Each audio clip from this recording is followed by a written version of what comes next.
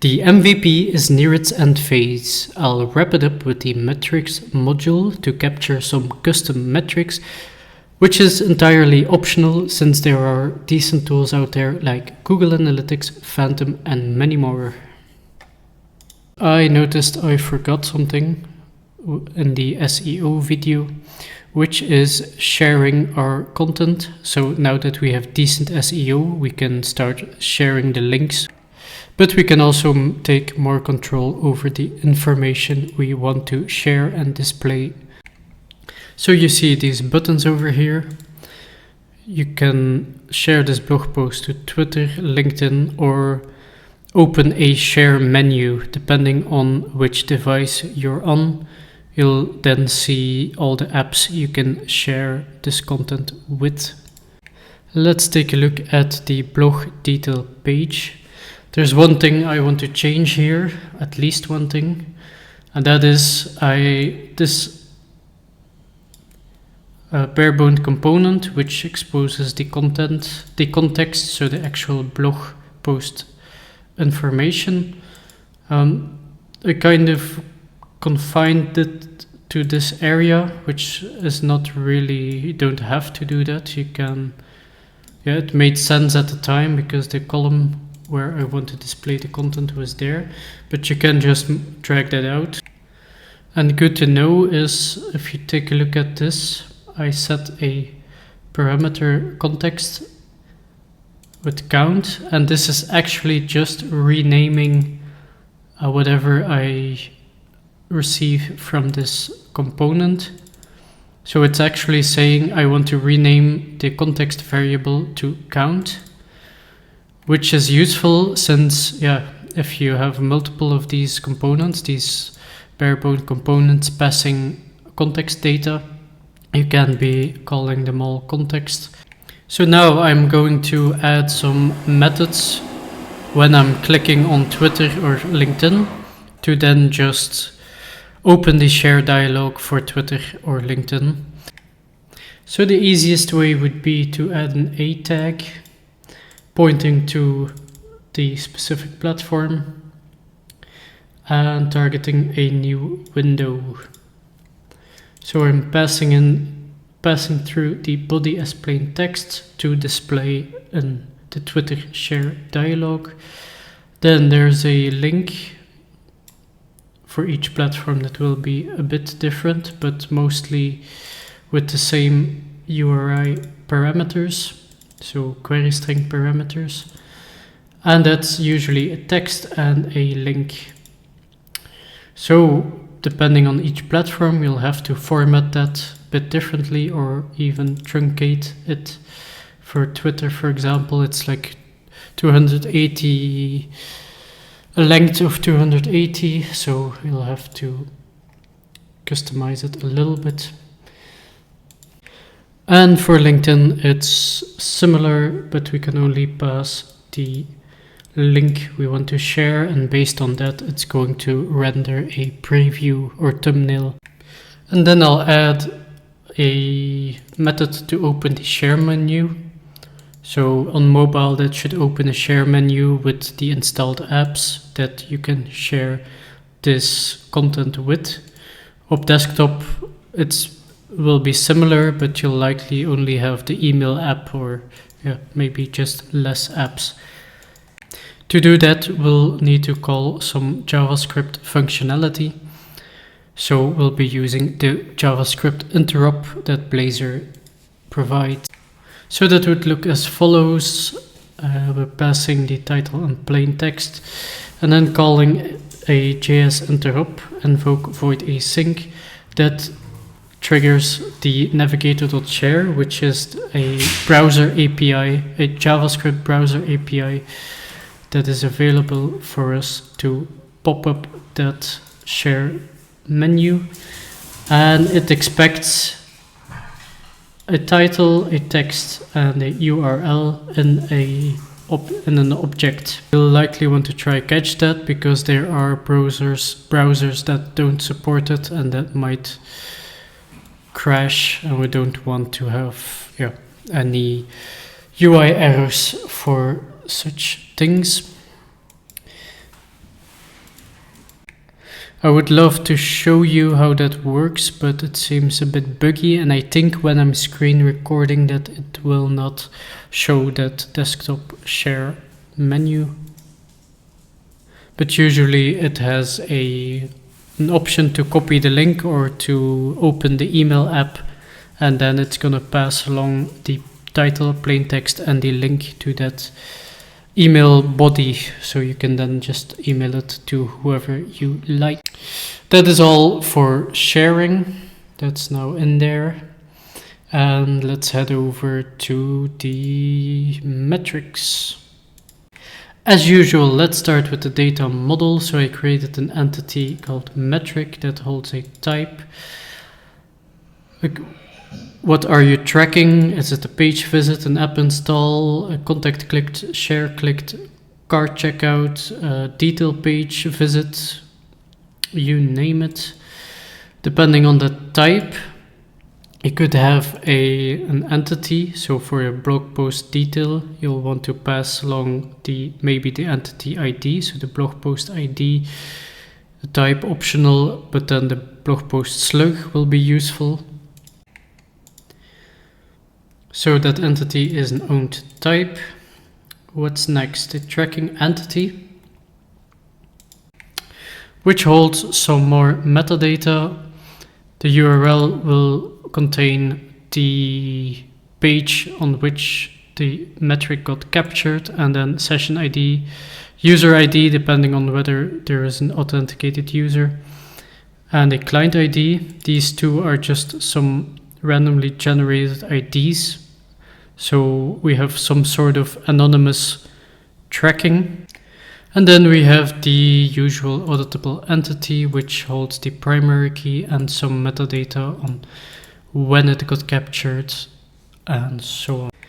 Now that I showed the auditable and the tracking, I moved those to their own file. Let's head over to the metrics DbContext, which you'll have to do a migration to have that metrics table in your database. It owns that entity, so that own type, one metric. Yeah, the metric owns one entity.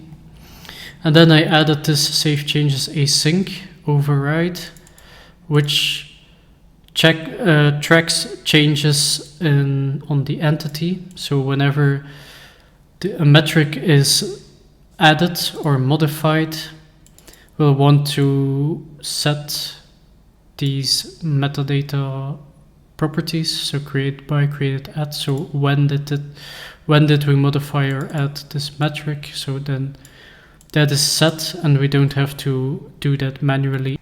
Let's head over to the features, so the business logic, which has create metric and count metrics.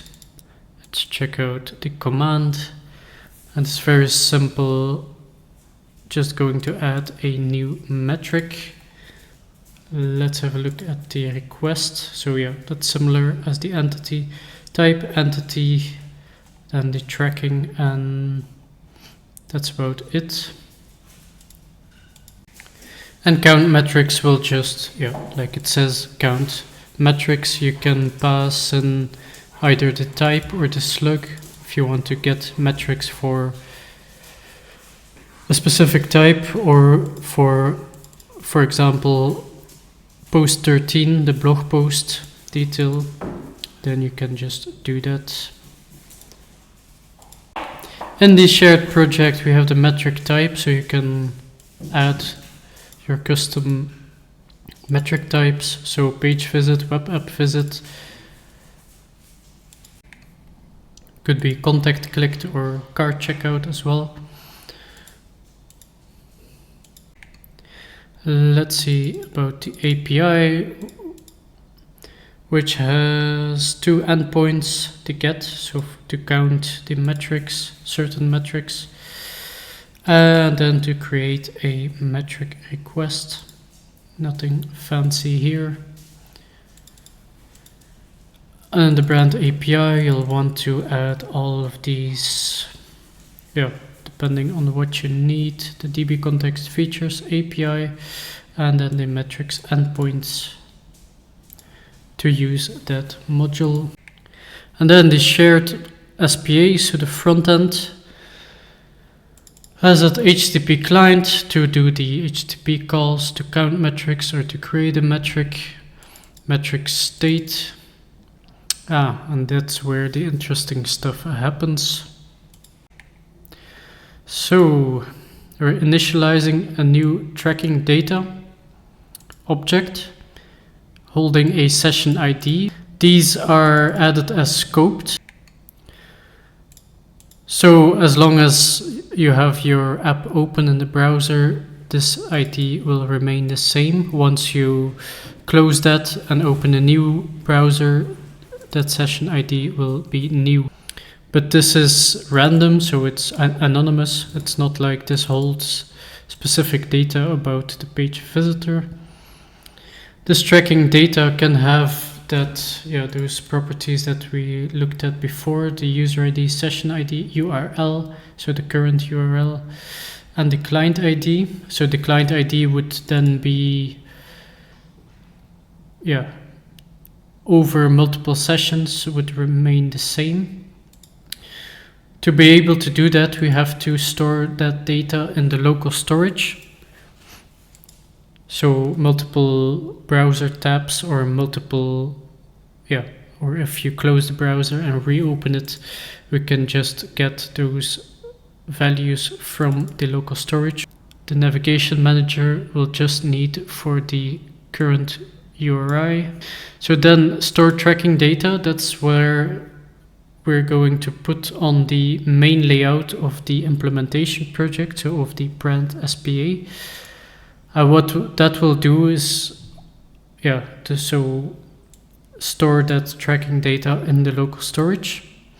If there already is some tracking data, so by key session, then, so this client ID, we're not going to replace that client ID. We're gonna try to keep that the same as long as possible. So it's just an attempt to know if it's a returning visitor or not.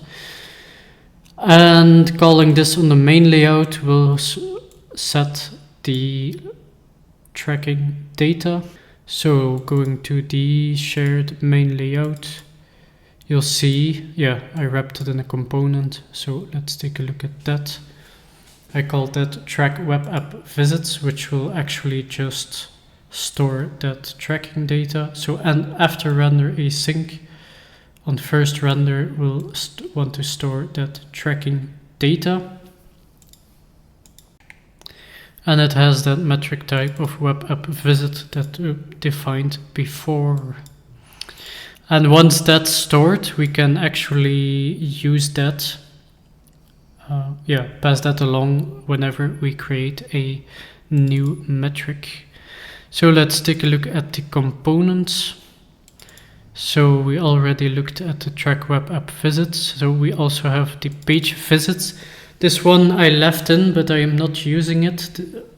This one is actually just whenever a navigation change happened, so location change happened. So we navigated to the blog page and then to the courses page. Then we'll create a page visit metric. So track detail page visits.